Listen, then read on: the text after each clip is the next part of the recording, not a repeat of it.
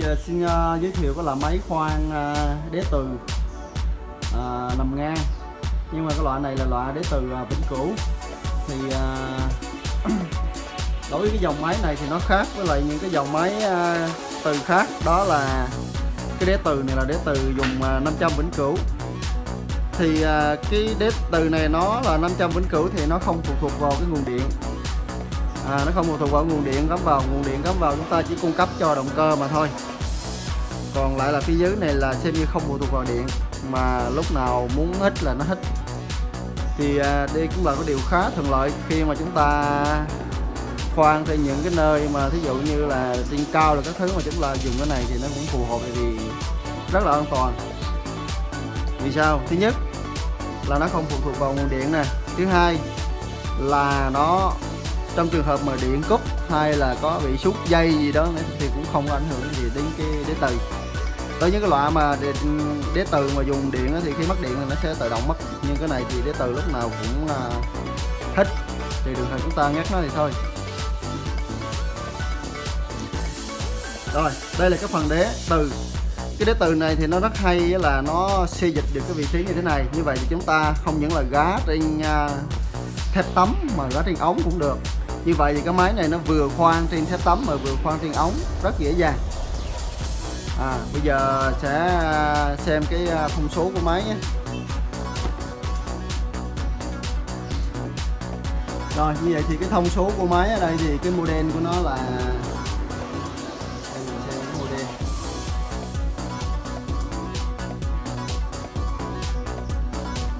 Đây là cái model SCI 38 WSDM với điện áp là 220, công suất là 1650W và khả năng khoan được tối đa là 38 ly với tốc độ 570 vòng trên phút. Và chiếc máy này thì nó cũng thuộc dạng thiết kế là tương đối là mới, vì sử dụng đế từ vĩnh cửu trong cái máy khoan mà kiểu như thế này thì cũng rất là ít trên thị trường.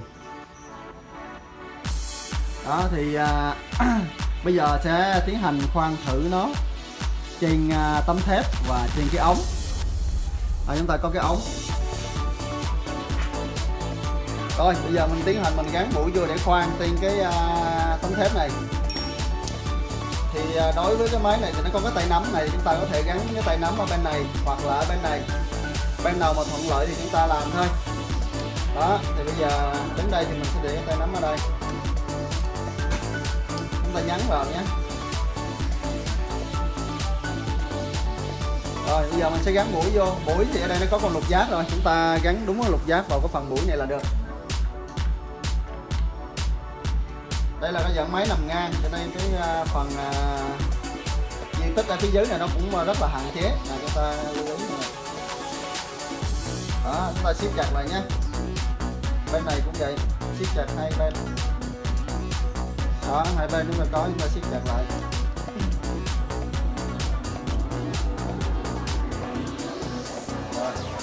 Ở đây thì nó có làm mát đi vào bên trong này, có cái bình nước đây.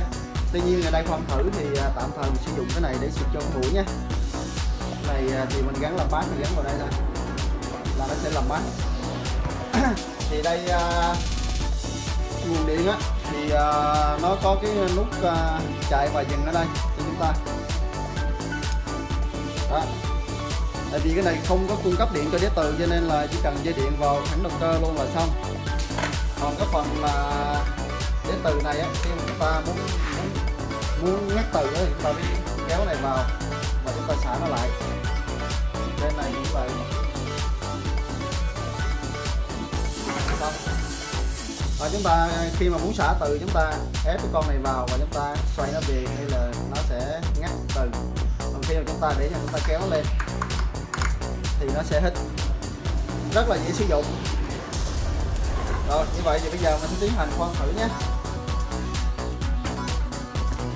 Rồi ở đây thì cái lỗ này mình sẽ khoan thử ở ngay chỗ này đi. Đây.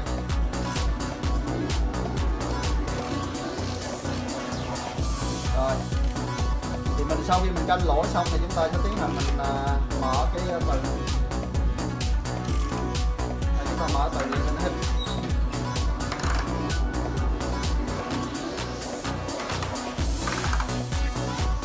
vậy là từ nó đã hết rồi đó, rất là dễ. Bây giờ sẽ tiến hành mình khoan thôi. Rồi tiến hành mình khoan thì đầu tiên là mình sẽ cắm điện vào nhé. Đây có điện thì chúng ta cắm điện vào.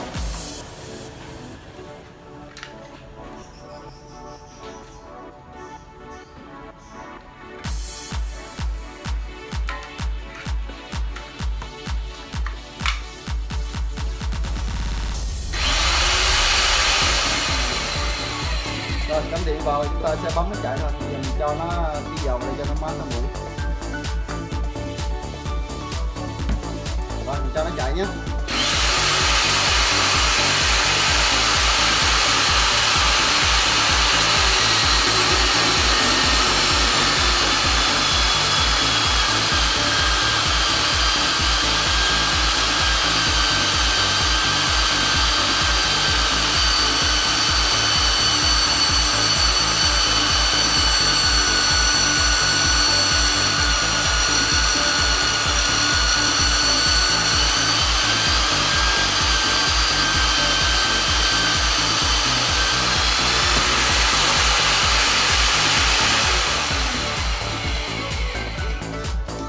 Rồi, như vậy là với cái công suất 1650W thì cũng khá là mạnh mẽ.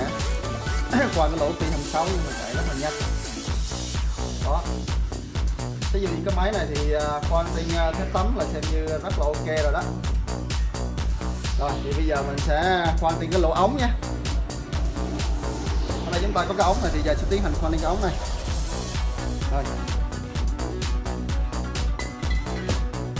Đối với cái ống này thì mình cần cái đồ để cho giữ cố định cái ống, thì bây giờ mình sẽ tiến hành mình mở từ cái đó, ngắt cái đế từ này đi.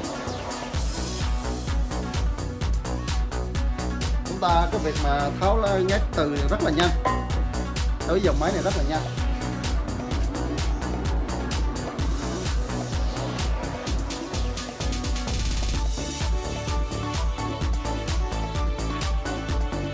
Đây, ví dụ như đây mình có một cái đồ để cho cái ống này cho nó cố định cái ống của mình, để mình cái ống này nó không bị lật và không có gì.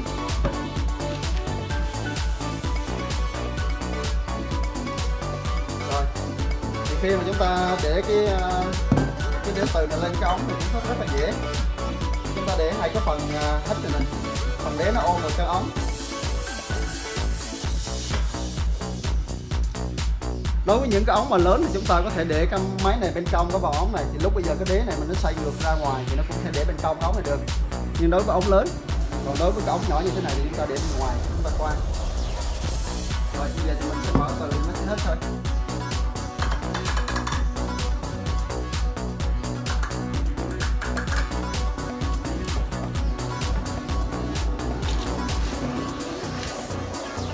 Rồi như vậy thì nó từ nó đã hết vào trong cái ống rồi thì chúng ta có thể tiến hành khoan bình thường. Rồi bây giờ sẽ tiến hành khoan nhé.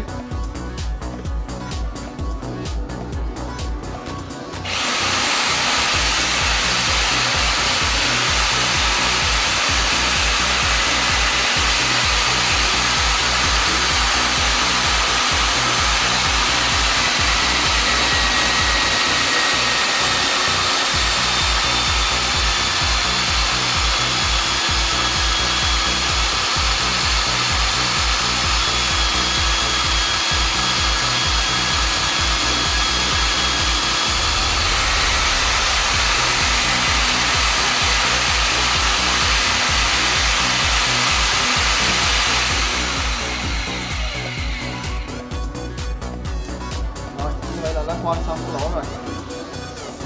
Rất là dễ. Rồi như vậy thì đối với cái dòng máy này nó có ưu điểm là khoan được trên thép tấm cũng như là khoan được trên ống.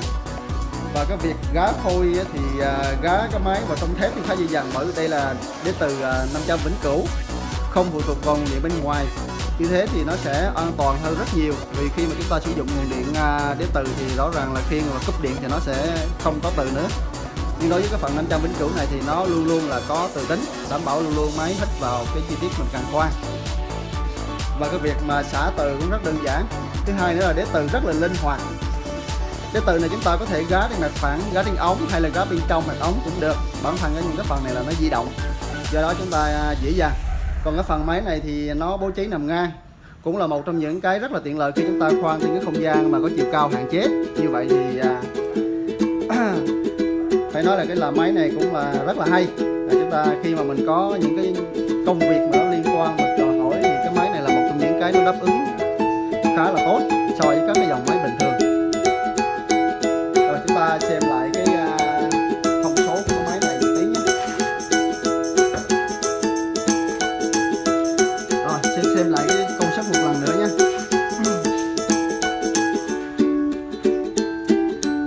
Rồi ở đây thứ nhất là cái phần từ thì chúng ta muốn mở ra rất dễ, chúng ta chỉ cần gạt cái này lên và xả cái này về vị trí ban đầu là nó sẽ ngắt từ. Đối với cái thông số máy thì chúng ta xem lại một lần nữa nhé. Model là đây là cái model SCI 38 WSDM với điện áp là 220 và công suất là 1650W.